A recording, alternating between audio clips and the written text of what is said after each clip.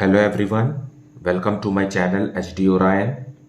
हम पढ़ रहे हैं accountancy for class 12 TS. Grewal की टेक्स्ट बुक से 2022 edition, chapter 9 company accounts, accounting for share capital. और इस वीडियो में हम पढ़ेंगे journal entries related to issue of shares for cash at par. So let us see some questions from the text book. Question number 7. Akansha Leathers Limited invited applications for 10,000 shares of rupees 100 each payable as follows. Rupees 20 on application, rupees 30 on allotment, rupees 20 on first call and balance on final call.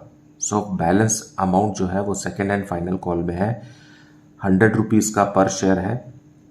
20 plus 30 plus 20 is 70 rupees.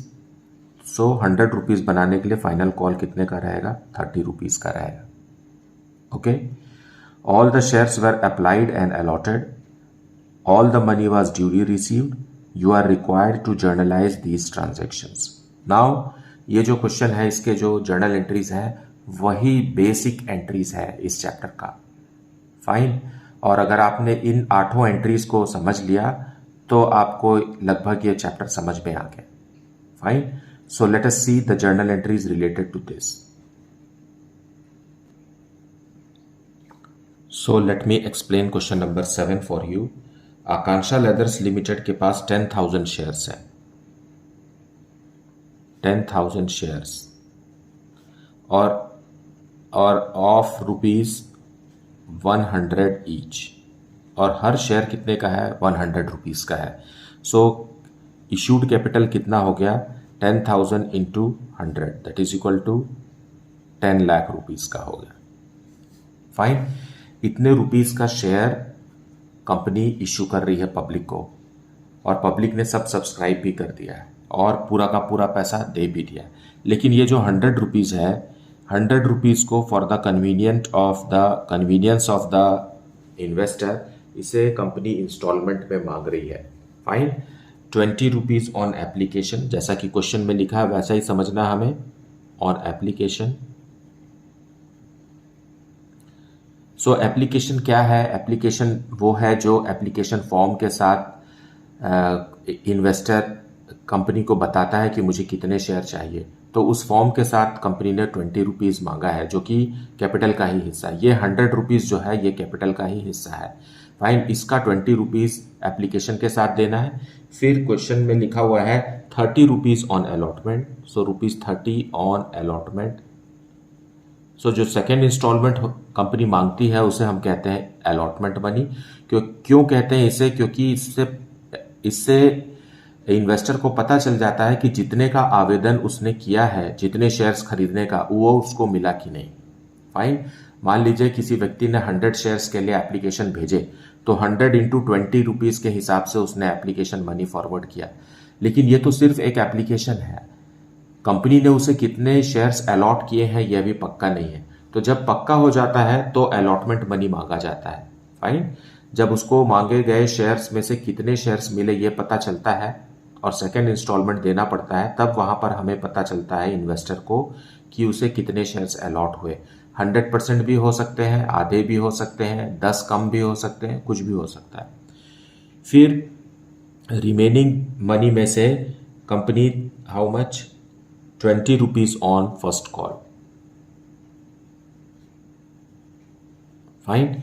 20 rupees on first call. Allotment के बाद जो instalment रहता है उसे कहते हैं first call. और first call के बाद भी अगर कोई रकम बची हुई है, जैसे कि इस केस में है 100 रुपीज़ बनाने के लिए, बैलेंसिंग अमाउंट क्या रहेगा? 30 रहेगा on second and final call. ये सेकेंड कॉल तो है लेकिन ये फाइनल कॉल भी है। क्यों? क्योंकि इस कॉल को करने के बाद पूरा 100 रुपीज़ कंपनी को मिल गया इन्वेस्टर से। फाइन। और कंपनी कितना रुपीज़ इन्वेस्टर से मांग सकती थी पर शेयर? 100 रुपीज़ ही मांग सकती थी, इससे ज़्यादा नहीं मांग सकती कंपनी, क्योंकि कंपनी फॉर्म ऑफ बिजनेस में लायबिलिटी लिमिटेड होती है। सो यहाँ पर शेयर फेस वैल्यू 100 रुपीज़ है, तो कंपनी इसे 100 रुपीज़ से ज़्यादा का आग्रह इन्वेस्टर से नहीं कर सकती। Now let us see the journal entries related to this. एक बात और यहां आप समझिए कि एप्लीकेशन के लिए हमें 2 जर्नल एंट्री करना है, अलॉटमेंट के लिए 2 जर्नल एंट्री करना है, फिर फर्स्ट कॉल के लिए 2 जर्नल एंट्री करना है, और सेकेंड एंड फाइनल कॉल के लिए 2 जर्नल एंट्री करना है। इस तरीके से आपको 8 जर्नल एंट्रीज के लिए जगह चाहिए, या 8 जर्नल एंट्रीज आपको करना है, और ये पूरे के पूरे चैप्टर में यही जर्नल एंट्रीज हावी रहेंगे। आपने अगर इस कॉन्सेप्ट को समझ लिया तो आपका बहुत सारा बेसिक चीज जो है वो समझ में आ गया आपको। फाइन। नाउ ये जो 2-2 जर्नल एंट्री है, पर इंस्टॉलमेंट में हमने जो 2-2 जर्नल एंट्री किया है, वो है एक अमाउंट रिसीव करने का और दूसरा अमाउंट ट्रांसफर करने का। कहां ट्रांसफर करना है? कैपिटल अकाउंट में ट्रांसफर करना है, क्योंकि ये तो कैपिटल ही है। फाइन, ये तो कैपिटल का ही हिस्सा है। सो हम इसे एप्लीकेशन के नाम से रिसीव करेंगे और फिर उसे ट्रांसफर करेंगे कैपिटल में। उसी तरीके से अलॉटमेंट में भी पहले ट्रांसफर की एंट्री करेंगे, फिर रिसीव की एंट्री करेंगे, फिर यहां ट्रांसफर की एंट्री करेंगे, रिसीव की एंट्री करेंगे, फिर ट्रांसफर की एंट्री करेंगे, फिर रिसीव की एंट्री करेंगे। सिर्फ एप्लीकेशन के समय रिसीव की एंट्री पहले होगी और ट्रांसफर की एंट्री बाद में होगी, और बाकी सारे जगह में ट्रांसफर की एंट्री पहले होगी, फिर रिसीव की एंट्री होगी। फाइन। और ट्रांसफर की एंट्री को ही ड्यू की एंट्री भी कहते हैं। फाइन, ट्रांसफर की एंट्री और ड्यू की एंट्री एक ही चीज होती है। Now let us go for journal entries. So first journal entry will B related to receiving the application money by the company. So in the books of Akansha Leathers journal, so bank में पहले पैसा आएगा application money का। जो भी investor होंगे वो अपने एप्लीकेशन फॉर्म को भरेंगे और हर शेयर के लिए 20 रुपीज कंपनी को भेजेंगे। सो कंपनी के पास बैंक में पहले पैसा आएगा। सो यहां जैसे कि क्वेश्चन में लिखा हुआ है, all the shares were applied and allotted, मतलब पूरे के पूरे 10,000 शेयर्स के लिए एप्लीकेशन आए। तो एप्लीकेशन आ गए तो एप्लीकेशन मनी भी आ गया। So it is how much? 2 lakh rupees. और ये किस नाम से आया है? To share application account.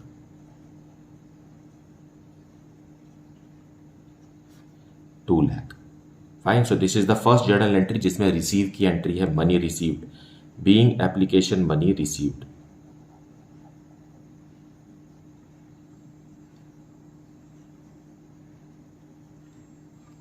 Eight the rate of ₹20 per share on 10,000 shares. Fine. Now अब इसी एप्लीकेशन मनी को हम कैपिटल में ट्रांसफर करेंगे, क्योंकि ये कैपिटल का ही हिस्सा है। Fine. 10 rupees, 100 rupees per share का एक शेयर है और उसमें से हमें 20 रुपीज मिला है। सो शेयर एप्लीकेशन को हम क्लोज कर देंगे। Share application account debited with the same amount, 2 lakh, and 2 share capital account.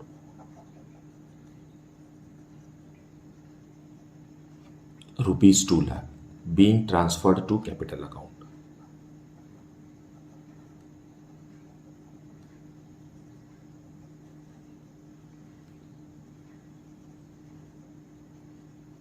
सो इस तरीके से सिर्फ क्या ओपन रह गया? बैंक अकाउंट ओपन रह गया और कैपिटल अकाउंट ओपन रह गया।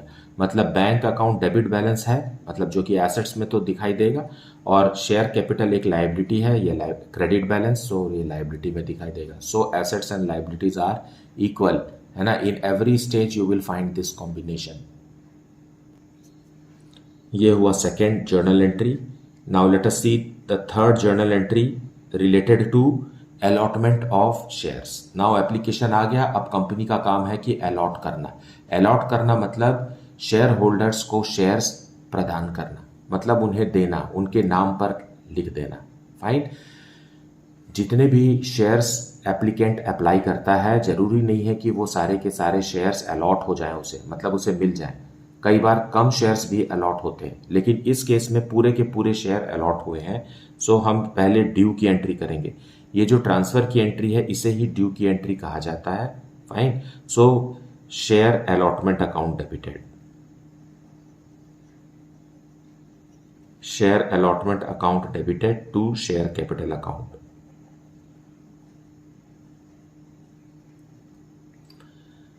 कंपनी के पास 10,000 शेयर्स हैं और वो पर शेयर 30 रुपीज़ अलॉटमेंट के समय चाहते हैं। सो 3 लाख रुपीज़ की जानकारी कंपनी ने अपने इन्वेस्टर को दे दी है कि आपको अब नेक्स्ट इंस्टॉलमेंट देना है। सो ये ड्यू की एंट्री भी कही जाती है और यही एंट्री ट्रांसफर की एंट्री भी है। Fine, being allotment money due.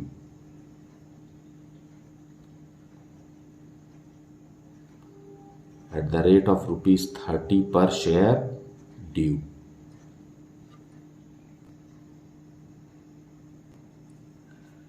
Now fourth entry bank की होगी, अलॉटमेंट मनी रिसीव करेंगे। So bank account debited to share allotment money. 3 lakh rupees से ड्यू किया था और 3 लाख रुपीज मिला। ऐसा क्वेश्चन में लिखा हुआ है कि सारा अमाउंट कंपनी को टाइम पे मिल गया। Being allotment money received.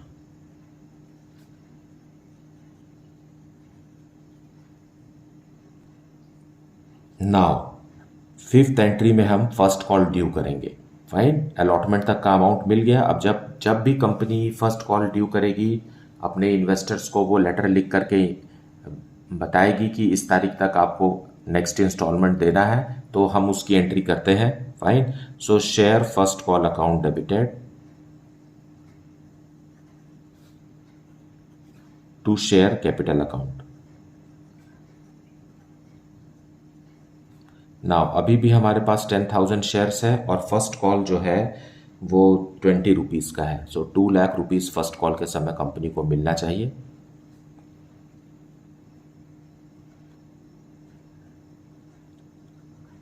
Being first call money due.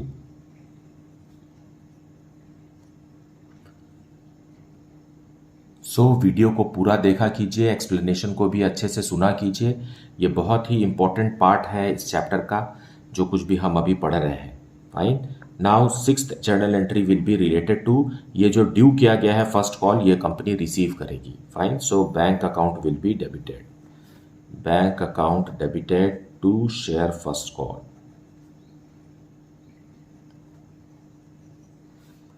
To lakh. So इस तरीके से फर्स्ट कॉल अकाउंट जो है वो एक बार डेबिट हुआ है, दूसरी बार क्रेडिट होके क्लोज हो गया है। Being first call money received.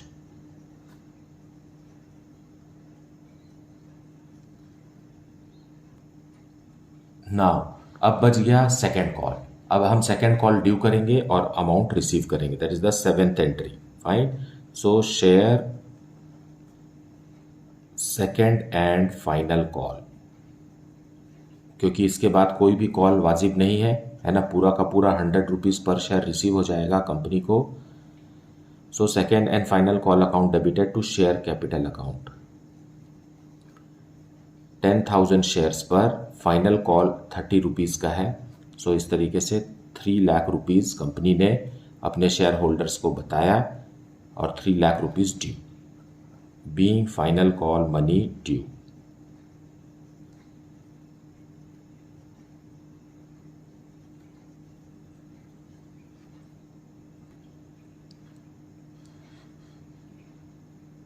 Now अब 8th एंट्री करेंगे, जिसमें हम इसी सेकेंड कॉल को रिसीव करेंगे। So bank account debited to share second and final call. ₹3 lakh. ऐसा क्वेश्चन में साफ साफ लिखा हुआ है कि सारे के सारे अमाउंट जो भी कंपनी ने ड्यू किए वो टाइमली मिल गए। Being final call money received.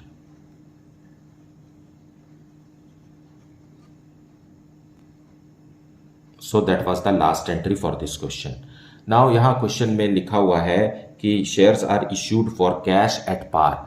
पार का मतलब यह है कि 100 रुपीज़ का शेयर है और कंपनी से पब्लिक को 100 रुपीज़ में ही ऑफर कर रही है।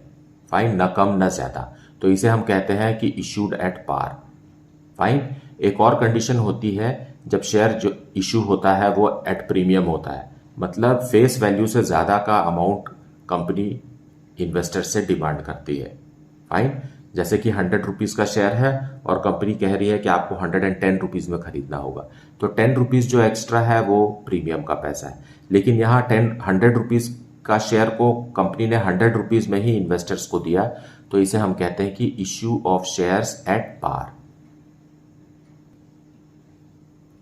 Now let us see question number 8.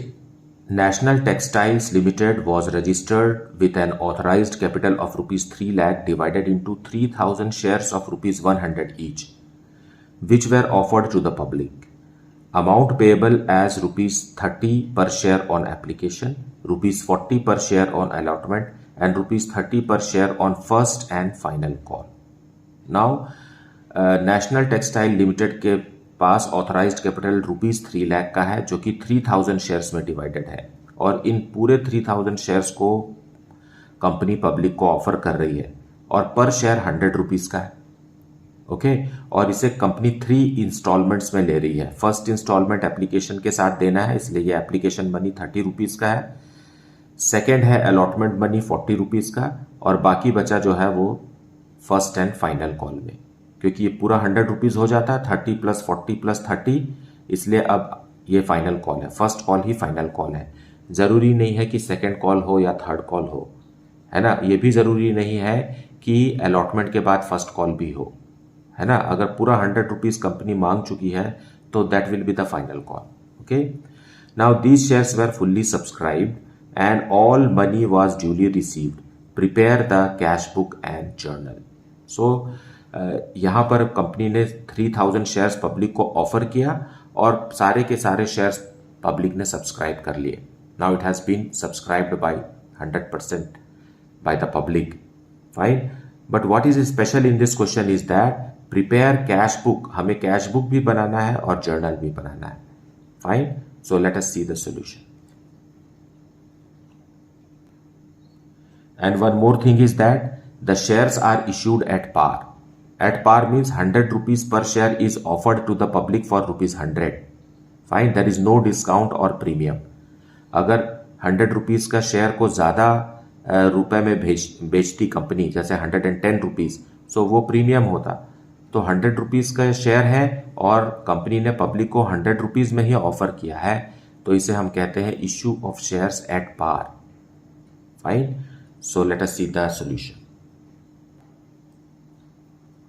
Now solution 8 में पर शेयर 100 रुपीज़ का है और कंपनी इसे 3 इंस्टॉलमेंट्स में मांग रही है।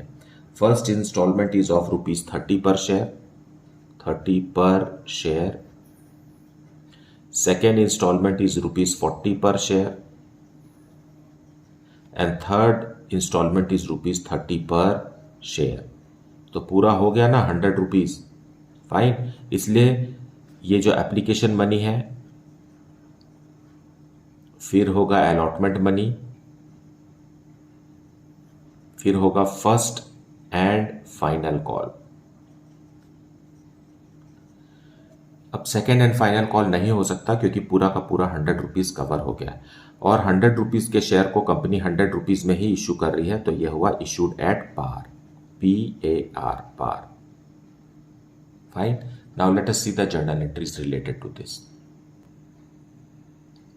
So solution 8 में हम बनाएंगे पहले cash book. Fine, cash book, क्योंकि क्वेश्चन में साफ साफ कहा गया है कि कैश बुक भी बनाइए और जर्नल भी लिखिए। सो cash book is a subsidiary book, it is not a cash account.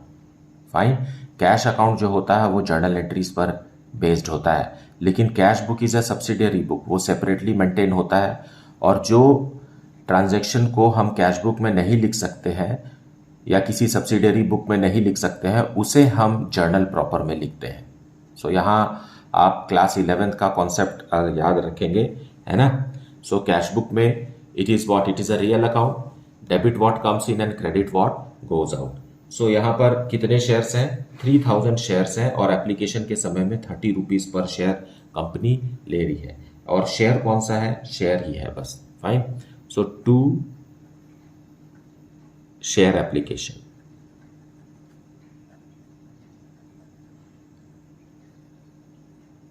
Receive कर रहे हैं हम 3000 शेयर्स पर application money. Application money is 30 rupees per share. So it is how much? 90,000 rupees. Fine. So हमने application money, सबसे पहले तो application money ही receive होता है. The first thing is to receive application money. So it will be received and registered and what's that entered in cash book. Fine. लेकिन जो transfer की entry होगी, that transfer entry will be recorded in journal proper. So let's go to journal proper now. So application जो receive हुआ है उसे हम transfer करेंगे. Share application account debited to share capital account.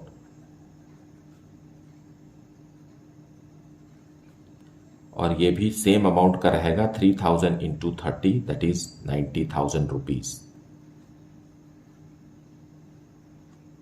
Being application money transferred.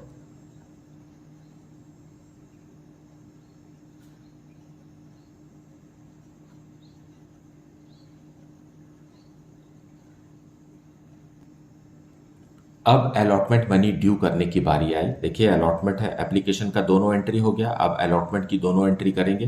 तो due की entry हमें journal में लिखनी है और रिसीव की एंट्री हमें कैश बुक में लिखनी है. So let us move. Okay. So share allotment account debited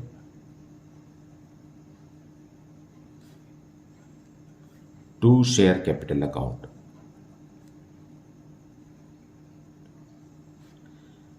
3000 shares पर हाउ मच इज 40 रुपीज के हिसाब से. फाइन. 1,20,000.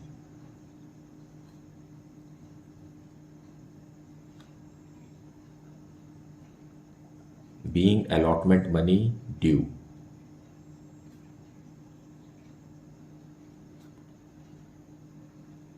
सेम एंट्री को ही हम ड्यू की एंट्री कहते हैं और इसी को ट्रांसफर की एंट्री भी कहा जा सकता है. सो आप बीच में मतलब चकरा मत जाइए कि ये क्या कब ड्यू हो रहा है कब ट्रांसफर हो रहा है. It's not like that.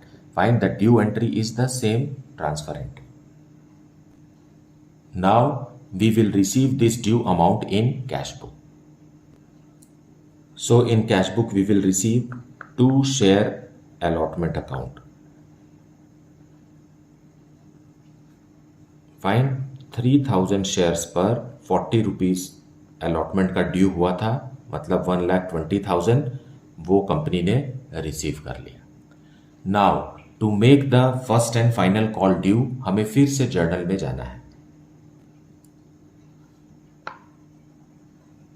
Share first and final call, क्योंकि इसके बाद कोई भी कॉल पॉसिबल नहीं है ना. Shares are issued at par. So 100 rupees से ज़्यादा कंपनी नहीं मांग सकती है ना. लिमिटेड लायबिलिटी है. सो शेयर कैपिटल अकाउंट में ट्रांसफर की एंट्री ही को हम ड्यू की एंट्री कहते हैं. 3000 शेयर्स पर 30 रुपीज के हिसाब से 90,000 rupees is due. Being final call money due.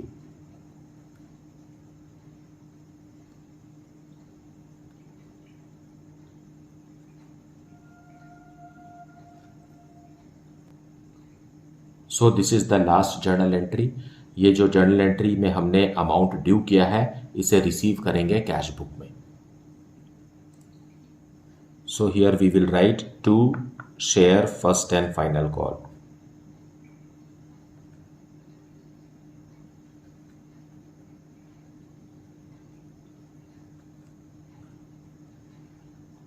$3,000 into 30 that is 90,000 rupees. बस अब इतने ही ट्रांजैक्शंस है related to issue of shares. तो अब हम इसे क्लोज कर देंगे and grand total is 3 lakh. यहां पर लिखेंगे बैलेंस करने के लिए बाय बैलेंस क्लोज्ड डाउन. ये भी बैलेंसिंग फिगर ही है. It is 3 lakh. इस तरीके से आपका कैश बुक कंप्लीट हो गया. सो जब क्वेश्चन में ये लिखा हो कि कैश बुक बनाना है तो आपको इस तरीके से कैश बुक बनाना है. कैश से रिलेटेड सारी एंट्रीज आपको कैश बुक में ही लिखना है. इसे दोबारा जर्नल एंट्री में नहीं लिखना है क्योंकि ये एक सब्सिडियरी बुक है. याद रखिए ये एक कैश बुक है, it is not a cash account. Cash account अलग होता है और कैश बुक अलग होता है। हालांकि बनाने का तरीका वही होता है, आंसर दोनों में सेम आएगा, लेकिन जो एंट्रीज कैश बुक में रिकॉर्ड होती हैं वो जर्नल में रिकॉर्ड नहीं होती। फाइन। सो मुझे उम्मीद है कि आपने वीडियो को पूरा अच्छे से देखा है, समझा है, एक्सप्लेनेशन को भी सुना है। फाइन। और इसके बावजूद भी अगर आपको कुछ डाउट है then please put it in the comment section. Thank you so much for liking, subscribing and sharing this channel. And if you have not yet, then please do it. Thank you for watching the video.